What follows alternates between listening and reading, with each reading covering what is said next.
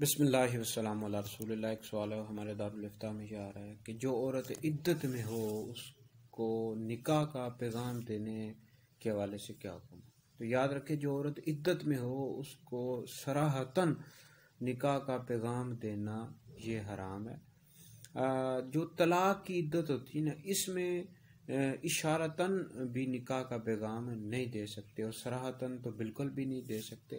البتہ جو وفات کی عدت ہوتی ہے، موت کی عدت ہوتی ہے، اس میں صراحتاً تو پیغام نہیں دے سکتے، اشارتاً کہہ سکتے ہیں، اشارتاً پیغام دے سکتے ہیں۔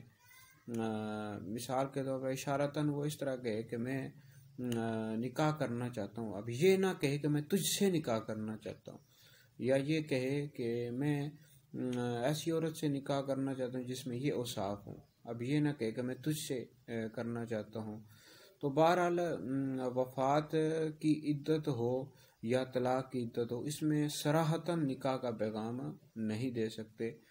اشارتاً وفات کی جو عدت ہوتی ہے اس میں نکاح کا پیغام دے سکتے ہیں، لیکن یہ یاد رکھیں کہ پیغام دینے میں بھی ضروری ہے کہ پردے کی پابندی ضروری ہے، پردے کی پابندی ضرور کرنی ہوگی۔